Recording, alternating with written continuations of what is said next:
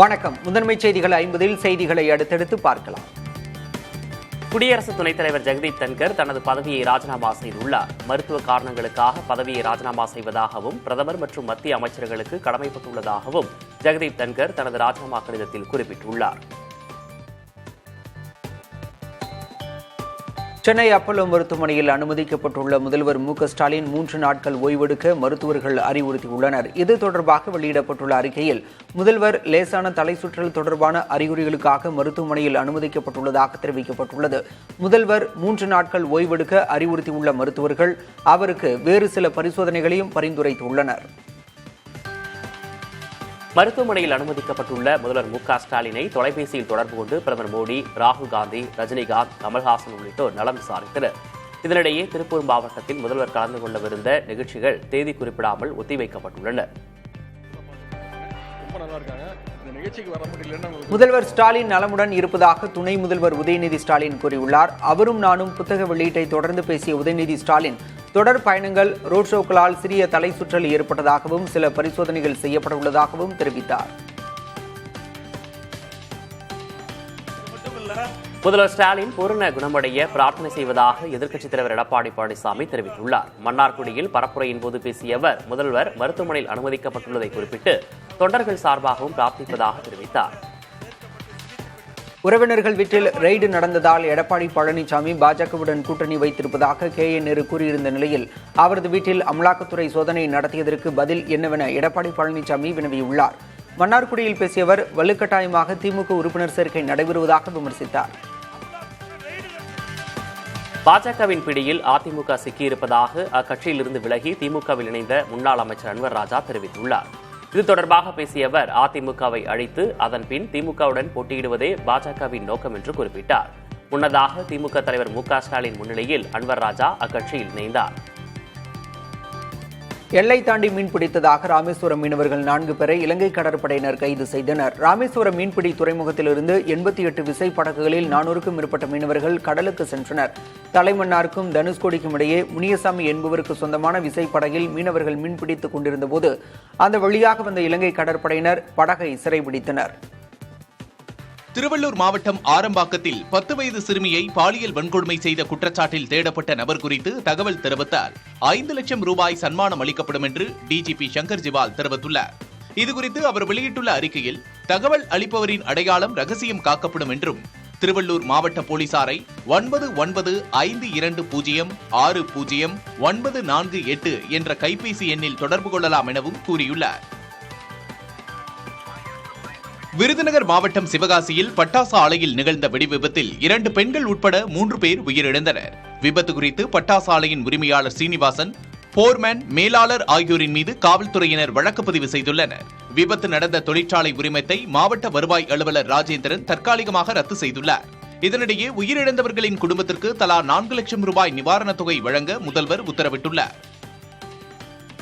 கேரள முன்னாள் முதல்வர் அச்சுதானந்தன் உடல்நலக்குறைவால் காலமானார். அவருக்கு வயது 102. வயது முதிர்வால் ஏற்பட்ட உடல்நல பிரச்சனையால் மருத்துவமனையில் சிகிச்சை பெற்று வந்த நிலையில் காலமானார். மார்க்சிஸ்ட் கட்சியைச் சேர்ந்த அச்சுதானந்தன் 2006ஆம் ஆண்டு முதல் 2011ஆம் ஆண்டு வரை கேரள மாநில முதல்வராக பதவி வகித்தார். நாடாளுமன்ற மழைக்கால கூட்டத்தொடரின் முதல் நாளே எதிர்க்கட்சிகளின் அமளியால் அவை நடவடிக்கைகள் பாதிக்கப்பட்டன. அவையில் முக்கிய விவகாரங்கள் குறித்து பேச தனக்கு அனுமதி அளிக்கப்படவில்லை என மக்களவை எதிர்க்கட்சித் தலைவர் ராகுல் காந்தி குற்றம் சாட்டினார். ஆளுங்கட்சி மற்றும் அதன் கூட்டணி கட்சியினருக்கு மட்டுமே வாய்ப்பு வழங்கப்படுவதாகவும் விமர்சித்தார். ஆபரேஷன் சிந்தூர் தொடர்பான அனைத்து விவகாரங்கள் குறித்து விவாதிக்க அரசு தயாராக இருப்பதாக மத்திய அமைச்சர் ஜே.பி. நட்டா தெரிவித்துள்ளார். மாநிலங்களவை கூடியதும் அமெரிக்க அதிபரின் கருத்து குறித்து விளக்கம் அளிக்க மத்திய அரசை வலியுறுத்தி காங்கிரஸ் உள்ளிட்ட எதிர்க்கட்சிகள் அமளியில் ஈடுபட்டன. அப்போது குறுக்கிட்ட மாநிலங்களவை தலைவர் ஜெகதீப் தங்கர் ஆபரேஷன் சிந்தூர் குறித்து விரிவாக விவாதம் நடைபெறுவதை உறுதிப்படுத்துவதாக உத்தரவாதம் அளித்தார். ஆபரேஷன் சிந்தூர் குறித்து நாடாளுமன்றத்தில் 25 மணி நேரம் விவாதம் நடத்த திட்டமிடப்பட்டுள்ளதாக தகவல்கள் வெளியாகியுள்ளன. மக்களவை முடங்கிய நிலையில் அவையை சுமூகமாக நடத்துவது குறித்து மத்திய அமைச்சர்கள் எதிர்க்கட்சித் தலைவர்களுடன் ஆலோசனை நடத்தினர். இந்த ஆலோசனையின் போது ஆபரேஷன் சிந்தூர் குறித்து மக்களவையில் 16 மணி நேரமும் மாநிலங்களவையில் 9 மணி நேரமும் விவாதம் நடத்த அரசு தரப்பு முன்வந்துள்ளதாக கூறப்படுகிறது. மழைக்கால கூட்டத்தொடரில் ஆபரேஷன் சிந்தூர் மற்றும் டிரம்பின் கருத்து குறித்து மத்திய அரசிடம் எதிர்க்கட்சிகள் விளக்கம் கேட்டு வரும் நிலையில் நாடாளுமன்றத்தில் கட்சிகளுக்கு அப்பாற்பட்டு அனைவரும் ஒற்றுமையை பறைசாற்ற வேண்டும் என பிரதமர் நரேந்திர மோடி கேட்டுக் கொண்டுள்ளார். நாடாளுமன்றத்தில் மழைக்கால கூட்டத்தொடர் கூடுவதற்கு முன்பு பேசிய பிரதமர் மோடி ஆபரேஷன் சிந்தூர் நடவடிக்கையின் கீழ் தீவிரவாத கூடாரங்கள் அனைத்தும் 22 நிமிடங்களிலேயே அழிக்கப்பட்டுள்ளதாக தெரிவித்தார். சர்ச்சையில் சிக்கிய நீதிபதி யஷ்வந்த் வர்மா மீது தகுதி நீக்க தீர்மானம் கொண்டுவருவது தொடர்பான நோட்டீஸ் நாடாளுமன்றத்தில் இரு அவைகளின் சபாநாயகர்களிடமும் வழங்கப்பட்டுள்ளது. மக்களவை சபாநாயகர் ஓம் பிர்லாவிடம் வழங்கப்பட்ட நோட்டீஸில் 145 எம்பிக்கள் கையெழுத்திட்டுள்ளனர்.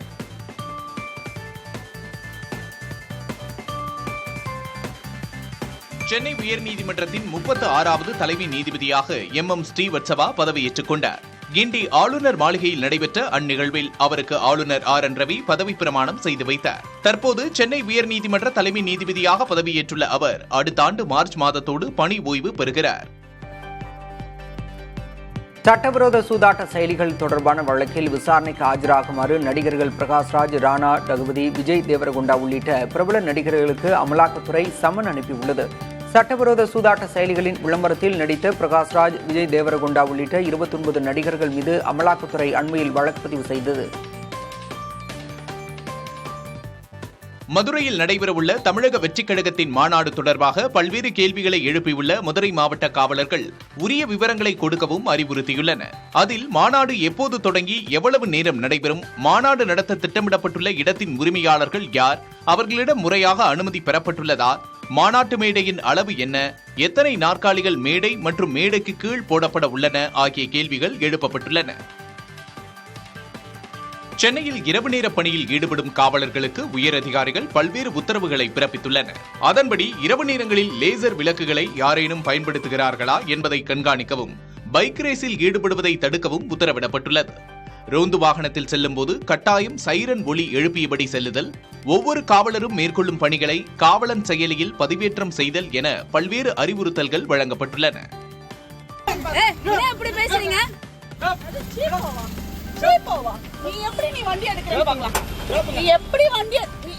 ஆட்டோ ஓட்டுநரை காலனியால் தாக்கிய விவகாரத்தில் மக்கள் நீதி மய்யம் கட்சியின் நிர்வாகி ஸ்னேகா மோகன்தாஸ் மீது தாக்குதல், ஆபாசமாக பேசுதல் உள்ளிட்ட 2 பிரிவுகளின் கீழ் மயிலாப்பூர் காவல்துறையினர் வழக்கு பதிவு செய்துள்ளனர். காவல்துறையினரின் விசாரணையில் முதலில் ஸ்னேகா மோகன்தாஸ் ஆட்டோ ஓட்டுநரை அவதூறாக பேசி தாக்குதல் நடத்தியது தெரியவந்தது.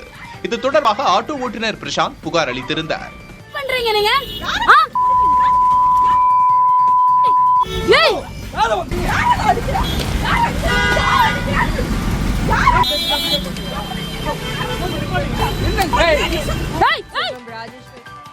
முதல்வர் ஸ்டாலினின் மனைவியார் துர்கா ஸ்டாலின் எழுதிய அவரும் நானும் புத்தகத்தின் 2ஆம் பாகம் வெளியிடப்பட்டது. சென்னையில் நடைபெற்ற இந்த நிகழ்ச்சியில் எழுத்தாளர் சிவசங்கரி புத்தகத்தை வெளியிட முதல் பிரதியை டாபே குழும நிர்வாக இயக்குநர் மல்லிகா சீனிவாசன் பெற்றுக் கொண்டார்.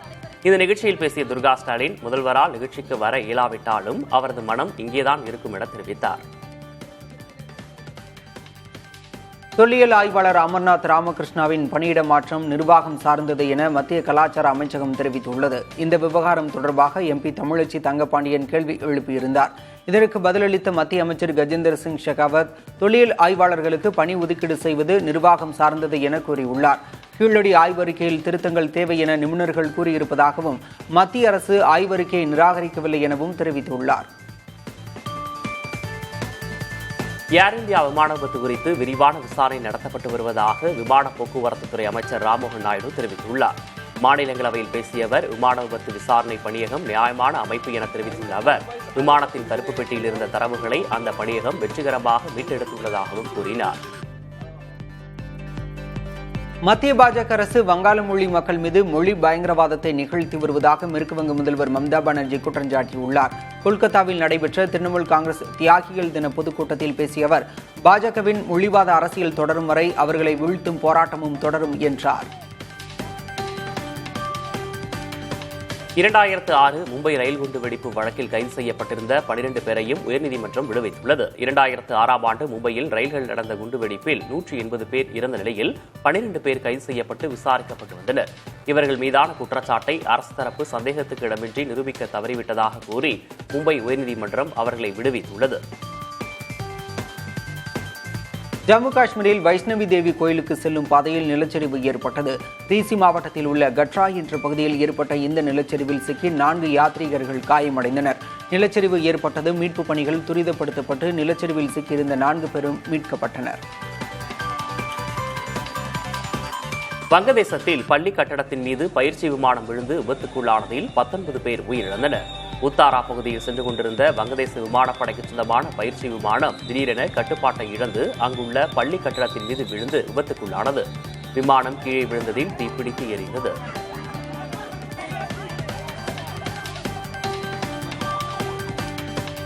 ஒடிசாவில் இளம்பெண் பாலியல் வன்கொடுமை செய்யப்பட்ட வழக்கில் காங்கிரஸ் மாணவர் பிரிவின் மாநில தலைவரான உதித் பிரதான் என்பவர் கைது செய்யப்பட்டுள்ளார்.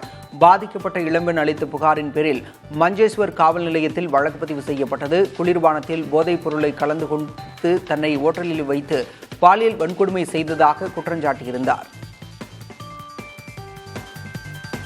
8 பல்கலைக்கழகங்களில் காலியாக உள்ள துணைவேந்தர் பதவி விரைவில் நிரப்பப்படும் என்று உயர்கல்வித்துறை அமைச்சர் கோவி செழியன் தெரிவித்தார். மருத்துவர் அமுதகுமார் எழுதிய நல்ல உணவு நலமான வாழ்வு என்ற புத்தகத்தை கோவி செழியன் வெளியிட நல்லி குப்புசாமி பெற்றுக் கொண்டார். பின்னர் பேட்டியளித்த அமைச்சர், கலைஞர் பல்கலைக்கழகம் அமைப்பதற்கு ஆளுநர் இதுவரை ஒப்புதல் அளிக்கவில்லை என்றார். நாமக்கல் சிறுநீரக விற்பனை விவகாரம் அதிர்வலைகளை ஏற்படுத்தியுள்ள நிலையில் கடந்த 7 மாதங்களுக்கு முன்பு தனியார் மருத்துவமனைக்கு கிட்னியை விற்றதாக கட்டிட தொழிலாளி ஒருவர் ஒப்புக்கொண்டுள்ளார். நாமக்கல் மாவட்டம் பள்ளிப்பாளையத்தில் கிட்னி விற்பனை செய்த தொழிலாளர்கள் குறித்தும் இடைத்தரகர்கள் குறித்தும் பல்வேறு அதிர்ச்சி தகவல்கள் வெளிவந்த வண்ணம் உள்ளன. இதனிடையே கிட்னி விற்பனை விவகாரத்தில் உரிய நடவடிக்கை எடுக்க கோரி கம்யூனிஸ்ட் கட்சியினர் மற்றும் தொழிற்சங்கத்தினர் இணைந்து பள்ளிப்பாளையம் காவல் நிலையத்தில் புகார் அளித்தனர். தாவேக தலைவர் விஜய் மற்றும் அக்கட்சி நிர்வாகிகள் மீது அக்கட்சியின் முன்னாள் நிர்வாகியும் சமூக வலைதள பிரபலமுமான வைஷ்ணவி புகார் அளித்துள்ளார். கோவை மாநகர காவல் ஆணையர் அலுவலகத்தில் புகார் அளித்த அவர், தன்னை பற்றி சமூக வலைதளங்களில் தாவேக நிர்வாகிகள் மற்றும் தொண்டர்கள் அவதூறு பரப்புவதாக குற்றம் சாட்டினார்.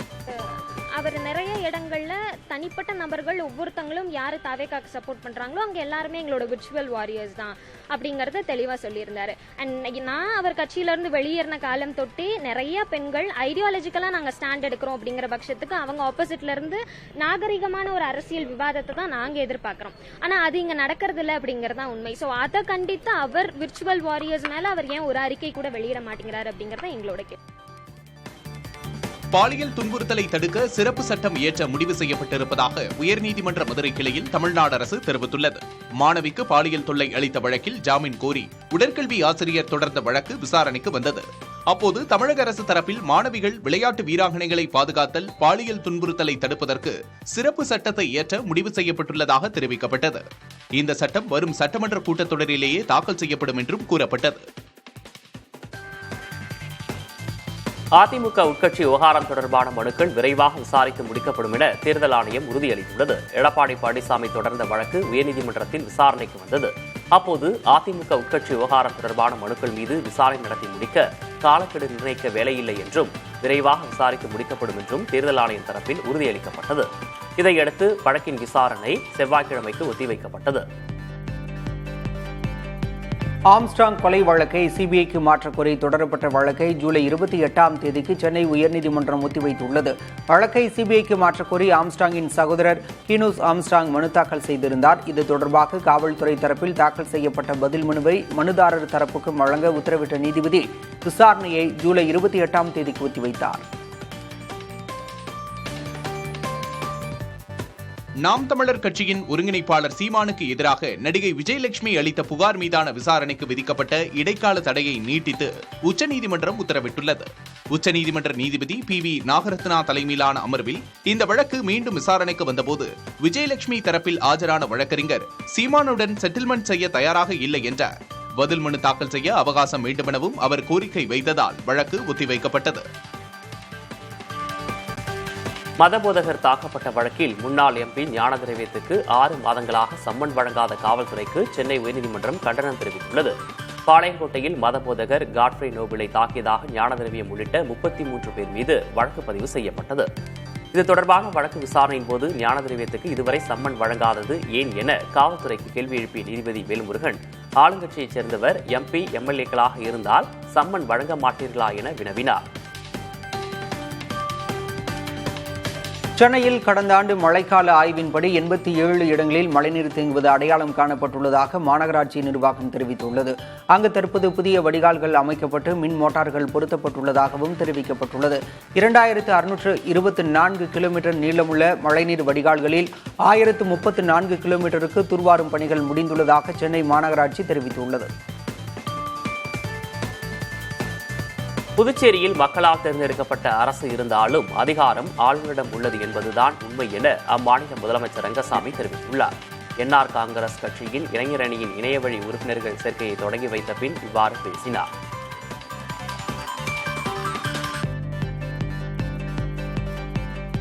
மறுவாழ்வு முகாம்களில் வசிக்கும் இலங்கை தமிழர்களின் திருமணங்களை பதிவு செய்ய ஜூலை 25 மற்றும் 26ஆம் தேதிகளில் சிறப்பு முகாம்கள் நடத்தப்படும் என பதிவுத்துறை தெரிவித்துள்ளது. மறுவாழ்வு முகாம்களில் வசிக்கும் இலங்கை தமிழர்களின் திருமணங்களை பதிவு செய்ய சிறப்பு முகாம்கள் நடத்துமாறு பத்திரப்பதிவு துறைக்கு அயலக தமிழர் நலன் மறுவாழ்வுத்துறை ஆணையர் கோரிக்கை வைத்திருந்தனர். இதன் அடிப்படையில் பத்திரப்பதிவுத்துறை ஏற்பாடு செய்துள்ளது. நெல்லை மாவட்டம் வீரவநல்லூரில் தனியார் பள்ளி மாணவர் தற்கொலையை தொடர்ந்து அசாதாரண சூழல் நிலவுவதால் சம்பந்தப்பட்ட பள்ளிக்கு காலவரையற்ற விடுமுறை அறிவிக்கப்பட்டுள்ளது. கடந்த 7ஆம் தேதி பள்ளி வளாகத்திலேயே பூச்சி மருந்து குடித்த மாணவன் சிகிச்சை பலனின்றி கடந்த வியாழக்கிழமை உயிரிழந்தார். அப்போது நடந்த போராட்டத்தில் பள்ளி வளாகத்தில் இருந்த 2 பேருந்துகளுக்கு தீ வைக்கப்பட்டது. அசம்பாவிதங்களை தடுக்கும் வகையில் 1000 இந்திய காவல்துறையினர் பள்ளிக்கு பாதுகாப்பு வழங்கி வருகின்றனர்.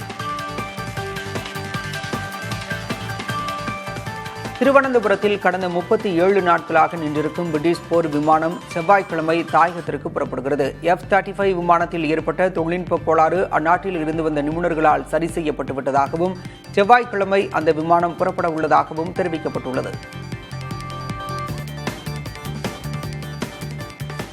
ஜப்பானில் பிரதமர் ஷிகரு இஷிபாவின் அரசு பெரும்பான்மையை இழந்தது. நாடாளுமன்ற கீழவையை தொடர்ந்து மேலவையிலும் ஆளுங்கட்சி பெரும்பான்மையை பறிகொடுத்திருக்கிறது.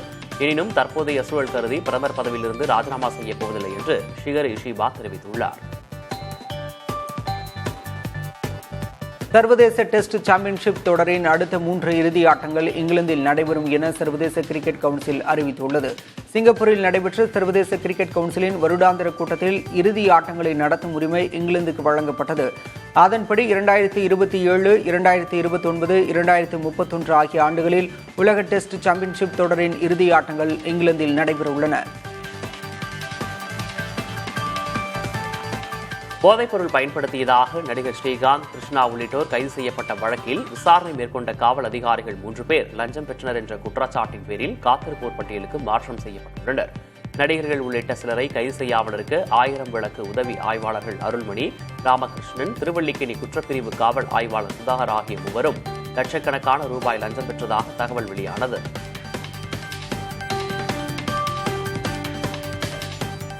ஆர்ஜே பாலாஜி இயக்கத்தில் சூர்யா நடித்துள்ள கருப்பு படத்தின் டீசர் புதன்கிழமை வெளியிடப்படும் என்று அறிவிக்கப்பட்டுள்ளது. ட்ரீம் வாரியர்ஸ் பிக்சர்ஸ் தயாரிப்பில் உருவாகியுள்ள இந்த படத்தில் சூர்யாவுடன் த்ரிஷா நடித்துள்ளார். சாய் அபயங்கர் இப்படத்திற்கு இசையமைத்துள்ளார்.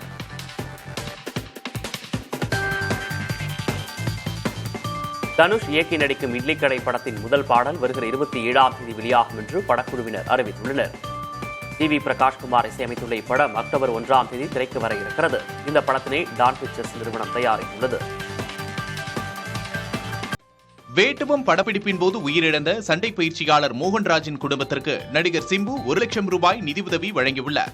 மோகன்ராஜ் குழந்தைகளின் படிப்புச் செலவை நடிகர் விஷால் ஏற்றுக்கொள்வதாக அறிவித்திருந்த நிலையில் நடிகர் சிம்புவும் 1 லட்சம் ரூபாய் நிதியுதவி அளித்திருக்கிறார்.